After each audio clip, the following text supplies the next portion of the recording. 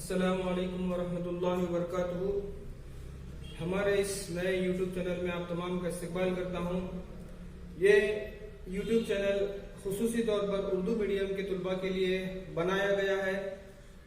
اس کے تحت 6ٹھی سے 8ویں جماعت کے طلباء کو یہاں پر علم ریاضی اور سائنس کے متعلق معلومات یا اسباق اس میں نشر کیے جائیں گے۔ تو سب سے پہلے آج ہم جو پہلا سبق شروع کر رہے ہیں وہ جماعت ہفتم کا پہلا سبق، علم ریاضی کا پہلا سبق جو ہے صحیح اعداد، جسے ہم انگریزی میں کہتے ہیں انٹیجرز۔ تو جب بھی ہم علم ریاضی کی کتاب کھولتے ہیں تو پہلا سبق اعداد کا ہوتا ہے، کیونکہ علم ریاضی اعداد سے ہی منسلک ہے۔ اعداد کے اس میں مختلف قسم کے اعداد پر اعمال وغیرہ کیے جاتے ہیں۔ تو جب ہم اعداد کی بات کرتے ہیں تو سب سے پہلے ہمارے ذہن میں گنتی کے اعداد آتے ہیں، جیسے ہم 1 2 3 4 یہ گنتی کے اعداد کہلاتے ہیں، جنہیں ہم کیا کہتے ہیں؟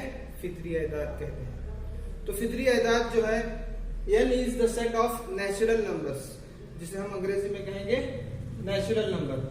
n is the set of natural numbers. اسی طرح سے اگر فطری اعداد میں ہم صفر کو جوڑ لیں تو وہ سالم یا مکمل اعداد کا سیٹ بن جائے گا، جسے ہم کہیں گے W is the set of whole numbers۔ اسی طرح سے جب ہم آگے بڑھیں گے تو اعداد کا ایک نیا سیٹ آئے گا جسے ہم کہیں گے صحیح اعداد۔ تو صحیح اعداد جو ہیں، صحیح اعداد اس میں صفر کے ساتھ مثبت اور منفی اعداد ہوتے ہیں۔ صحیح اعداد میں صفر کے ساتھ مثبت اور منفی اعداد یہاں پر پائے جاتے ہیں۔ صفر نہ تو مثبت ہے اور نہ ہی منفی عدد ہے، بلکہ یہ ایک سالم عدد ہے۔ تو یہ چند اعداد کے سیٹ ہیں۔ کیونکہ پچھلی جماعت میں بھی ہم نے صحیح اعداد کے بارے میں پڑھا ہے، تو ہم یہاں پر انہی معلومات کا یہاں پر اعادہ، کیونکہ ہم یہاں پر اس کا تعارف اور تجدید یعنی اس کا ریکال کر رہے ہیں۔ تو اگر ہم صحیح اعداد کے سیٹ پر غور کریں تو صحیح اعداد کا سیٹ اپنے اندر یہاں پر فطری اعداد بھی رکھتا ہے۔ 1 2 3 یہ فطری اعداد صحیح اعداد کے سیٹ میں ہے۔ اگر ہم اس میں صفر کو بھی جوڑ لیں تو یہاں پر صحیح اعداد کا سیٹ اپنے اندر مکمل اعداد کو بھی رکھتا ہے۔ اسی کو ہم خاکے کے طور پر بتائے گئے ہیں کہ صحیح اعداد کا جو سیٹ ہے اپنے اندر فطری اعداد بھی رکھتا ہے اور مکمل اعداد بھی رکھتا ہے۔ جب ہم صحیح اعداد کے استعمال کی بات کرتے ہیں تو صحیح اعداد کا استعمال کوئی مقام ہے، اگر کوئی مقام سطح سمندر سے اوپر ہے تو اس کے لیے ہم مثبت کی علامت استعمال کرتے ہیں، اور اگر کوئی مقام سطح سمندر سے نیچے ہوتا ہے تو اس کے لیے منفی کی علامت استعمال کرتے ہیں۔ اسی طرح سے درجہ حرارت، تو یہاں پر کسی علاقے کا، کیونکہ 0 ڈگری پر جو ہے برف بنتا ہے، تو چند پہاڑی علاقے ہیں جہاں پر برف باری ہوتی ہے تو وہاں پر درجہ حرارت 0 سے بھی نیچے گر جاتا ہے، یعنی بہت زیادہ ٹھنڈ پڑتی ہے، تو وہاں پر جو 0 سے بھی نیچے جو درجہ حرارت جاتا ہے اس کو ہم منفی میں بتاتے ہیں۔ اگر زیادہ ٹھنڈ پڑ رہی ہے تو وہاں پر -2 ڈگری -3 ڈگری اس طرح سے وہاں پر درجہ حرارت کو بھی منفی میں بتایا جاتا ہے۔ تو اس طرح سے یہ صحیح اعداد کا استعمال ہے، اور بھی بہت ساری مثالیں ہیں۔ اب ہم دیکھیں گے کہ صحیح اعداد کو خط عددی پر کس طرح سے ظاہر کرتے ہیں۔ تو خط عددی، جسے ہم انگریزی میں کہتے ہیں کہ نمبر لائن، تو یہاں پر خط عددی آپ دیکھ سکتے ہیں۔ تو خط عددی کی شروعات جو ہے وہ درمیان سے ہوتی ہے 0، جسے ہمیں مبدا بھی کہتے ہیں، یعنی اسٹارٹنگ پوائنٹ۔ اس کے دائیں جانب مثبت اعداد پائے جاتے ہیں، +1 +2 +3، اسی طرح سے یہ آگے لامحدود حد تک بھی ہم اسے بڑھا سکتے ہیں۔ خط عددی کے 0 کے جو بائیں جانب ہے منفی صحیح اعداد ہوتے ہیں، -1 -2 -3، یہ بھی کہیں آگے لامحدود آپ ہوتے ہیں۔ تو اس طرح سے خط عددی پر ہم صحیح اعداد کو ظاہر کر سکتے ہیں۔ تو جب ہم خط عددی کو دیکھتے ہیں تو یہاں پر اس کے 2 سائڈز ہوتے ہیں، ایک राइट हैंड साइड है और एक लेफ्ट हैंड साइड है। क्योंकि मैं बोर्ड के सामने हूं तो ये मेरा इधर राइट हैंड है, तो ये सिफर का जो दायां जानिब होगा वो RHS यानी राइट हैंड साइड, और इस सिफर के इधर बाएं जानिब जो होगा मेरा लेफ्ट हैंड है तो ये होगा LHS यानी लेफ्ट हैंड साइड। इसी तरह से जब हम सिफर के दाएं जानिब बढ़ते हैं यानी RHS के साइड बढ़ते हैं तो यहाँ पर कीमत बढ़ती जाती है। सिफर से बड़ा जमा एक होता है, जमा एक से बड़ा जमा दो, यानी इधर कीमत बढ़ती हुई तरतीब में होगी। जब हम सिफर के बाएं जानिब जाते हैं तो यहाँ पर कीमत घटते जाती है। सिफर से छोटा नफी 1 है, नफी 1 से छोटा नफी 3 है। तो इस तरह से हम खते अददी पर सही एदाद को जाहिर कर सकते हैं। आइए अब हमारा अगला जो टॉपिक है सही एदाद की जमा और तफरीक की खुसूसियात। तो ये तमाम चीजें हम जानते हैं। यहाँ पर जो अलामात को जब हम इस तरह से देखते हैं कि जमा जमा जमा होता है, नफी नफी जमा, जमा नफी नफी होता है, और इसी तरह से नफी जमा नफी, यानी यकसा अलामात को हासिल ज़रब या हासिल जमा या हासिल तफरीक क्या होता है, मस्बत होता है, और मुख्तलिफ अलामात का जो है हासिल जमा क्या होता है, मनफी होता है। तो अब मिसालों के जरिए हम समझने की कोशिश करेंगे। अब यहां पर एक मिसाल, जमा 3 जमा 5, क्योंकि यहां पर जमा जमा है तो अमल क्या होगा, जमा का होगा। तो 5 में 3 मिला या 3 में 5 मिला तो कितना हुआ, 8 हुआ। अब यहां पर सही एदाद की जमा और तफरीक करने के दौरान हमें एक चीज को मद्देनजर रखना है कि हम अब जवाब में अलामत कौन से अदद की देंगे, क्योंकि यहाँ पर ये चीज हमें जहन में रखना जरूरी है। अमल तो जमा का हो रहा है मगर जवाब में अलामत हमेशा जो है बड़े अदद की होगी। ये चीज को हम मद्देनजर रखेंगे। अब यहाँ पर दोनों की अलामत सेम है, फिर भी हम बड़े अदद की तरफ देखेंगे तो बड़ा अदद 5 है, उसकी अलामत जमा है। अब हम दूसरी मिसाल की तरफ बढ़ते हैं। तो नफी 2 नफी 5, यहाँ पर नफी नफी जो है जमा होगा। 5 में अगर 2 हम मिलाएं तो 7 होगा, और यहाँ पर जवाब में अलामत जो होगी, क्योंकि दोनों अलामत तो सेम है मगर जवाब में अलामत हम बड़े अदद की देखेंगे तो ये नफी होगी, नफी 7। इसी तरह से अगर हम अगली मिसाल की तरफ देखें तो जमा 8 नफी 2, जमा नफी नफी होगा। तो 6 में से 2 अगर हम 8 में से अगर हम 2 तफरीक करें तो हमें 6 हासिल होगा। यहाँ पर हम जवाब में जो अलामत देखेंगे बड़े अदद की, तो बड़ा अदद 8 है तो 8 की अलामत जमा होगी। अगली मिसाल अगर हम देखें तो नफी 5 जमा 3, नफी जमा नफी का अमल होगा। 5 में से अगर हम 3 को तफरीक करें तो 2 हासिल होगा, और जवाब में जो अलामत होगी वो बड़े अदद की, बड़ा अदद 5 है तो 5 की अलामत नफी होगी। इसी तरह से आगे बढ़े तो हम जमा सही एदाद की जमा और तफरीक की खुसूसियात हैं। तो सबसे पहले जो है जमा की बंदिशी खासियत, इसको समझने के लिए हम एक मिसाल देखें यहाँ पर।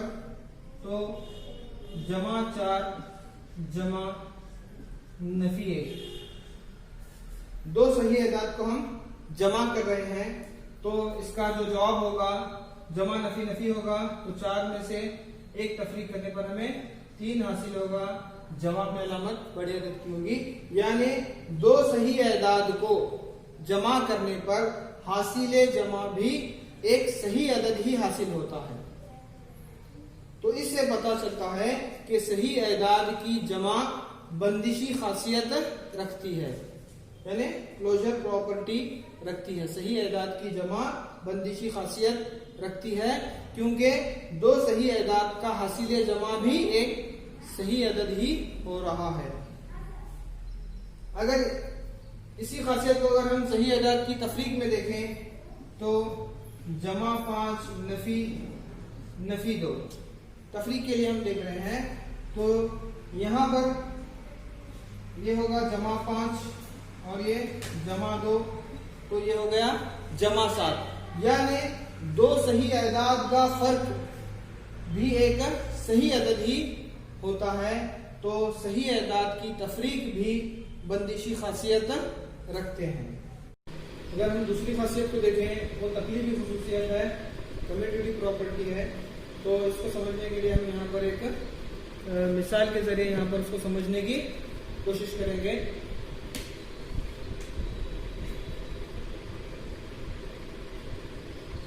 جمع 4 جمع نفی 1، دو صحیح اعداد کو ہم یہاں پر جمع کر رہے ہیں، یہی دو صحیح اعداد کو ہم یہاں پر ترتیب بدل کر کے لکھیں گے، تو یہ ہوگا نفی 1 جمع 4، اعداد وہی ہیں، صرف ان کی ترتیب بدل دی گئی ہے، تو یہ ہوگا جمع نفی ہوگا 4 میں سے اگر 1 تفریق کریں تو 3 ہوگا، بڑے عدد کی علامت جواب میں ہوگی، یعنی یہ جمع 3 ہوگا۔ اگر اس کو حل کریں تو یہ نفی جمع نفی، تو 4 میں سے 1 کو تفریق کریں گے تو 3، بڑے عدد کی علامت جواب میں ہوگی، یعنی دونوں کا حاصل جمع مساوی ہے۔ تو اس سے ثابت ہوتا ہے کہ جب دو صحیح اعداد کو ہم ترتیب بدل کر کے بھی جمع کر رہے ہیں تو حاصل جمع جو ہے مساوی ہوگا۔ تو اس سے ثابت ہوتا ہے کہ صحیح اعداد تقلیبی خصوصیت رکھتے ہیں، تو اس سے ثابت ہوتا ہے کیونکہ ان کا حاصل جمع مساوی ہے۔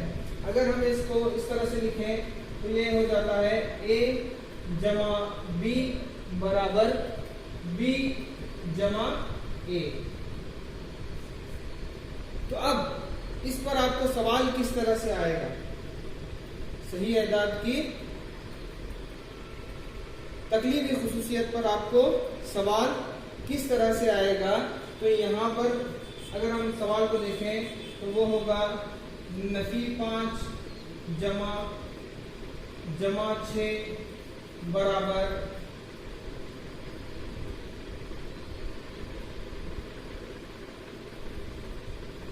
اس طرح سے آپ کو یہاں پر ایک خالی جگہ دی جائے گی، تو اس خالی جگہ میں آپ کو اپنا جواب لکھنا ہوتا ہے۔ تو اس طرح کے سوال اس تقلیبی خصوصیت سے منسلک ہو سکتے ہیں۔ تو اپنے اگلی خاصیت کی جانب جو بڑھتے ہیں ہم، وہ ہے تلازمی خاصیت، جسے ہم انگریزی میں ایسوسیٹیو پراپرٹی کہتے ہیں۔ تو یہاں پر اس کو سمجھنے کے لیے ہم ایک مثال لیتے ہیں۔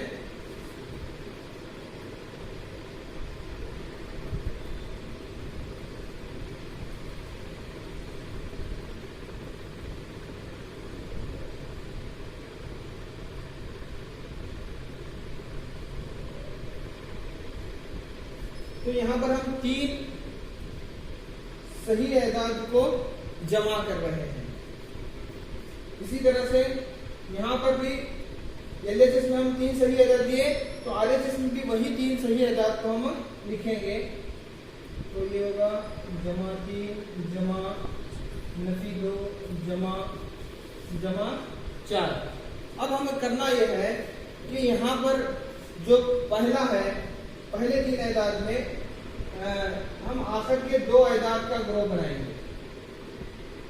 یہاں پر آخر کے 2 اعداد کا گروہ بنا کر کے جمع کریں گے، اور RHS میں ہم کیا ہے پہلے 2 اعداد کا گروہ بنا کر کے اسے حل کریں گے۔ تو اب یہاں پر یہ ہوگا جمع 3 کا جمع 3 ہوگا، یہ جمع کی علامت۔ اب اس کو ہم حل کرنا ہے، تو یہ نفی جمع نفی ہوگا، 4 میں سے 2 اگر ہم تفریق کریں تو 2 حاصل ہوگا، جواب میں علامت جو ہمارے بڑے عدد کی ہوگی۔ اب یہاں پر پھر اس کو ہم مزید حل کریں تو یہ جمع ہوگا، 3 میں 2 اگر ہم جمع کریں تو ہمیں 5 حاصل ہوگا۔ تو اس طرح سے اس کا جو جواب ہوا جمع 5۔ اب RHS کو اگر ہم حل کر کے دیکھیں تو یہاں پر پہلے دو اعداد کا گروہ بنائیں تو ہم ان کو پہلے جمع کریں گے، اس کے حاصل جمع میں تیسرے عدد کو جمع کریں گے. تو یہ پہلے دو اعداد کا حاصل جمع نفی ہوگا، تو 3 میں سے 2 تفریق کرنے پر 1 حاصل ہوگا، بڑے عدد کی علامت جواب ہے. تو یہ ہو گیا جمع 1 جمع 4. تو یہ پھر کیا ہوگا، جمع ہوگا. تو 4 میں 1 کو اگر ہم جمع کریں تو 5 حاصل ہوگا اور جواب میں علامت بڑے عدد کی ہوگی. آپ دیکھ سکتے ہیں کہ جو LHS کا ہمارا حل ہے اور جو RHS کا حل، یہ دونوں آپس میں کیا ہے، مساوی ہیں. تو اس سے کیا ثابت ہوتا ہے کہ صحیح اعداد کو، کوئی بھی 3 صحیح اعداد کے مختلف گروہ بنا کر کے، چاہے ہم آخر کے 2 اعداد کا گروہ بنائیں چاہے پہلے 2 اعداد کا گروہ بنائیں، حاصل جمع جو ہوگا وہ مساوی ہوگا. تو اس سے ثابت ہوتا ہے کہ صحیح اعداد کی جمع تلازمی خاصیت رکھتی ہے. تفریق پر آپ اس کو دیکھ سکتے ہیں، چیک کر سکتے ہیں. تفریق پر صحیح اعداد کی صحیح اعداد جو تفریق پر تلازمی خاصیت نہیں رکھ سکتے، آپ چیک کر سکتے ہیں. اگر اس کو ہم علامتی طور پر ظاہر کریں تو یہ A جمع B جمع C ہوگا، اور یہ اس طرح سے A جمع B جمع C. اس کو ہم کیا ہے، علامتی طور پر تلازمی خاصیت کو اس طرح سے لکھتے ہیں. اب اس کو علامتی طور پر ہم کس طرح سے ظاہر کریں گے، یعنی یہ تو علامتی طور پر ہو گیا. اب اس میں سوال کس طرح سے آئے گا، تلازمی خاصیت میں آپ کو سوال کس طرح سے آئے گا. تو یہاں پر ایک میں مثال آپ کے سامنے بتاتا ہوں.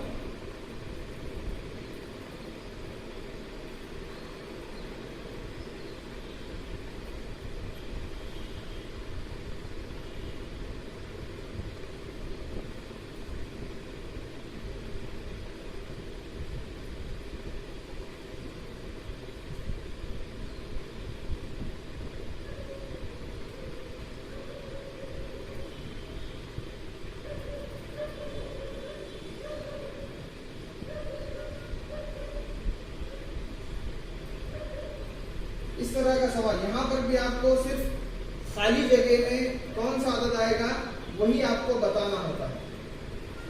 تو اس طرح کے سوالات اس تلازمی خصوصیت سے متعلق آپ کو اپنی مشق میں آ سکتے ہیں. یہ اب اپنی اگلی خصوصیت کی جانب ہم بڑھیں تو وہ ہے جمعی تماثلہ ایڈیٹیو آئیڈینٹی. تو اس میں اس کو سمجھنے کے لیے ہم چند مثالیں یہاں پر لیں گے. تو نفی 5 جمع 0، یعنی نفی 5 میں اگر ہم 0 کو جمع کریں تو ہمارا حاصل جمع 5 ہی ہوگا، یعنی وہی عدد ہوگا. یا پھر دوسری مثال اگر ہم دیکھیں تو 0 جمع نفی 10، تو ہمارا حاصل جمع نفی 10 ہی ہوگا. یعنی صحیح عدد میں، کسی بھی صحیح عدد میں اگر ہم 0 کو جمع کریں تو حاصل جمع وہی عدد حاصل ہوگا، یعنی ہمارے جواب میں تبدیلی نہیں ہوگی بلکہ جواب وہی عدد ہوگا. چاہے ہم 0 میں کوئی عدد ملا یا 0 کو کسی صحیح عدد میں جمع کریں تو حاصل جواب ہونا ہمیں وہی عدد حاصل ہوتا ہے. تو اس سے ثابت ہوتا ہے کہ 0 جو ہے صحیح اعداد کا جمعی تماثلہ ہے. تو 0 کو ہم کیا کہیں گے، 0 جمعی تماثلہ ہے. اگر اس کو ہم علامتی طور پر لکھیں تو A جمع 0 برابر A ہوگا. A جمع 0 یا 0 جمع A دونوں کس کے برابر ہوں گے، A کے ہی پر مساوی ہوں گے. یعنی کسی بھی صحیح عدد میں اگر ہم 0 کو جمع کریں تو حاصل جمع وہی صحیح عدد ہوگا. تو صحیح اعداد جو ہے جمعی تماثلہ کہلائے گا. تو اس طرح سے یہ صحیح اعداد پر ہمارا جو سبق ہے اس کا پارٹ 1 یہیں پر اختتام پاتا ہے. پارٹ 2 میں ہم آپ سے پھر ملاقات کریں گے. السلام علیکم ورحمۃ اللہ وبرکاتہ.